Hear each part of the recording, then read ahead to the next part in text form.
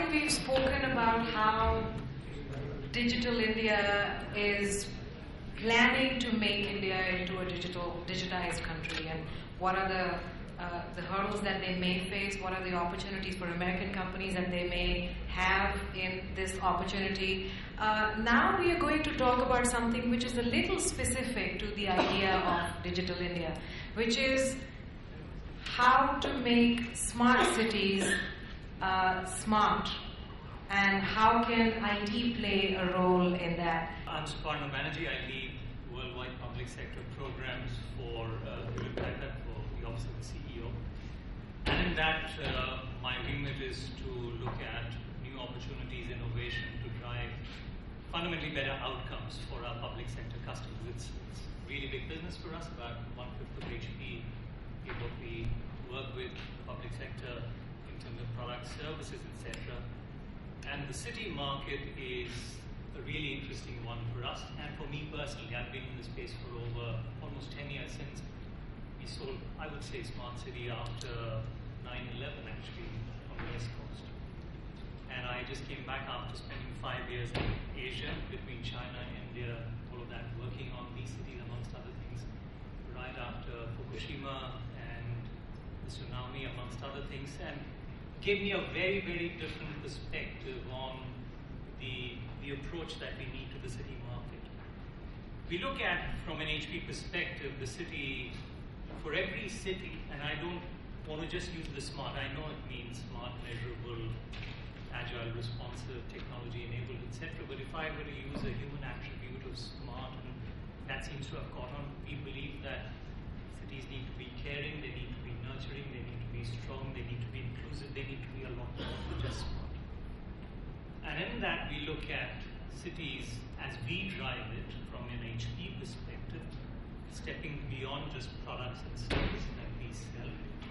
It's about how do we drive outcomes, how do we drive life of people who are in there, because more than 50% of the earth is living there, 2% of the surface consuming 75% of Earth's energy, etc., etc. And we look at quality of life being one dimension, the second being economic growth, the third being connected, the fourth being core government services. Suparna, can I request you to put the mic a little closer to you, because yeah. Thanks. And in doing so, we believe that these cities need to be agile and resilient, and also that they need to be inclusive. They can't only, no single entity has all the answers. It takes a village to use the term. And so what we bring and how we look at it is, how do we maximize the portfolio because of HP? But not just the products and services, but also reaching into HP Labs, what's going on, and into the ecosystem of partners. And that may include a small partner in the country. It could be an entity like the Last Drop. I don't know how many of you have heard about the Last Drop. We talk about, water being a problem.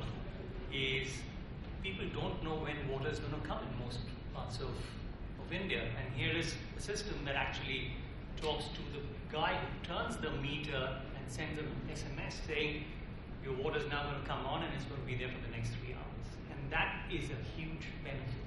Forget about smart meters.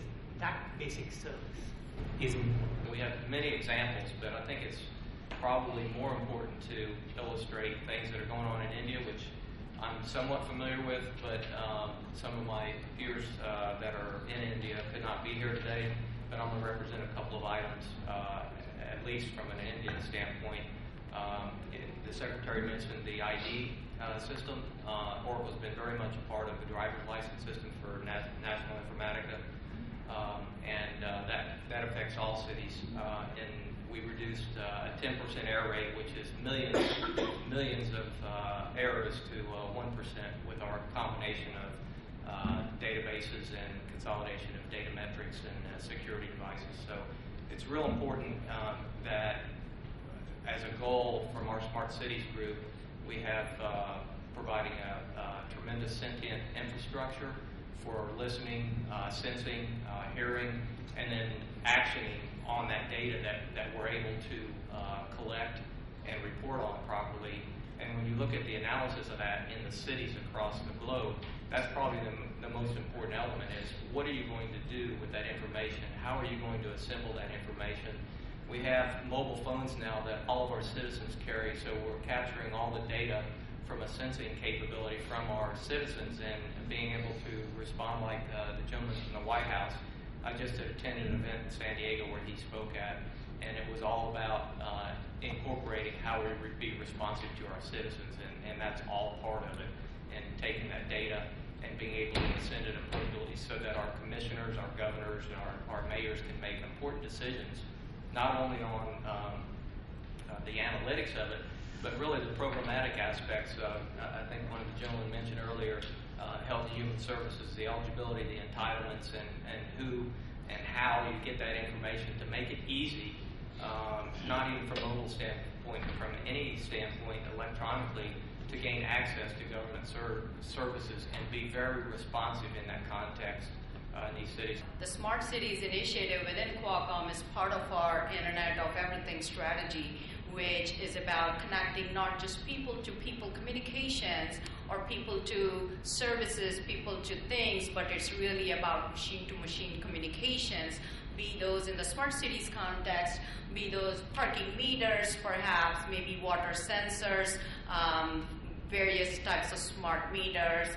You can also consider things like the connected home, the thermostats in your home, the automotive, where there's vehicle-to-vehicle communication, as we're seeing a lot, not just in R&D, but also solutions in the market, wearables, healthcare, education, various vertical industries. So the Internet of Everything is where mobility and networks and connectivity is just the very fabric and the very core foundation to bring all these systems online, all these sensors online, all these devices online, and get to that next level of innovation and livability and sustainability in citizens and in communities. So that's the big picture.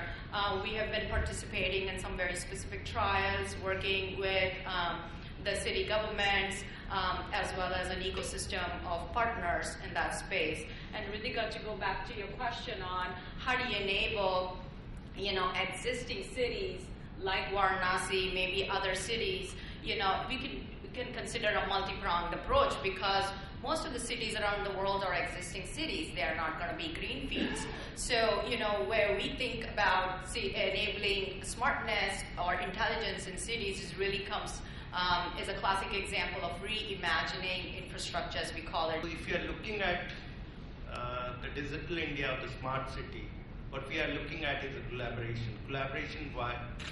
Because collaboration in the true sense, when India, problems are specific.